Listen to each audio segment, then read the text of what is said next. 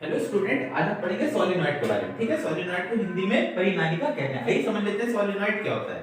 देखिए, जब किसी नॉन कंडक्टिंग वायर को, ठीक है, इंसुलेटिंग वायर को कह सकते हैं। इंसुलेटिंग वायर कैसा होता है? कैसा वायर जिसमें करंट फ्लो ना होता हो। ठीक है, तो हम कह सकते हैं एग्जांपल के लिए वुड, कॉपर, पेपर एक्सेट्रा, ये सब क्या है? इंसुलेटर है जिसमें करंट फ्लो नहीं होता है। ठीक है, तो इस टाइप के वायर में जो हम करंट फ्लो करवाते हैं ना किसी मेटल के थ्रू, ठीक है, मेटल का आपको पता है मेटल में करंट फ्लो होता है, तो मेटल का वायर इसमें क्या कर देते हैं? लपेट देते हैं। कुछ इस टाइप के, देखिए सिलिंड्रिकल फॉर्म में होता है, इसमें मेटल के वायर को लपेट देते हैं। ठीक है, राउंड कर देते हैं। इसकी वजह से इसमें करंट फ्लो होने लगता है। ठीक है, जब करंट फ्लो होने लगता है तो आपको पता है इस टाइप के मटेरियल को हम इलेक्ट्रोमैग्नेट कह देते हैं। ठीक है, और उसकी वजह से इसमें मैग्नेटिक फील्ड प्रोड्यूस होने लगती है। इस टाइप के सिलेंडर में मैग्नेटिक फील्ड प्रोड्यूस होने लगती है, तो इस टाइप के मटेरियल को हम क्या कह देते हैं?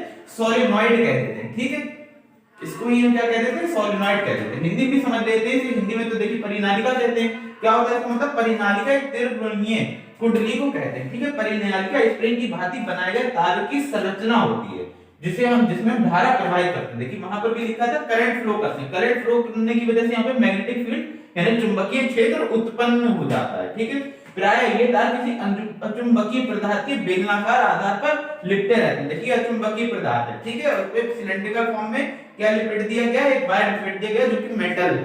ठीक है, एक धातु है, और आपको पता है इसमें विद्युत धारा प्रवाहित होती है, करंट फ्लो होता है। ठीक है, और मैग्नेटिक फील्ड प्रोड्यूस हो जाती है, यानी चुंबकीय क्षेत्र उत्पन्न हो जाता है। तो इस टाइप के मटेरियल को, इस टाइप के पदार्थ को हम सोलेनॉइड कह देते हैं, जिसे हिंदी में आपने पढ़ा परिनालिका कह देते हैं। इसके लिए देखिए फार्मूला है V = mu नॉट Ni/L। अब समझ लेते हैं B क्या है? B है सोलेनॉइड मैग्नेटिक फ्लक्स डेंसिटी, यानी जो सोलेनॉइड है इसकी चुंबकीय क्षेत्र की कितनी क्षमता है। ठीक है, उसे हम क्या कहते हैं? B solenoid magnetic flux density. Mu naught क्या है? तो म्यू नॉट है मैग्नेटिक कांस्टेंट, यानी चुंबकीय कांस्टेंट को क्या कहते हैं? Mu naught. एन क्या है? नंबर ऑफ टर्न, यानी कितनी बार इसको टर्न्स करा गया। ठीक है, उसको किससे डिनोट करेंगे? एन से डिनोट करेंगे। आई क्या है? तो आई है करंट, करंट को हम कह देते हैं विद्युत धारा। एल क्या है? लेंथ ऑफ द सोलेनॉइड, यानी सोलेनॉइड की कितनी लेंथ है, इसको हम एल से लिखते हैं। ठीक है, तो बस यही थी नॉर्मल सी डिटेल सोलेनॉइड के बारे में।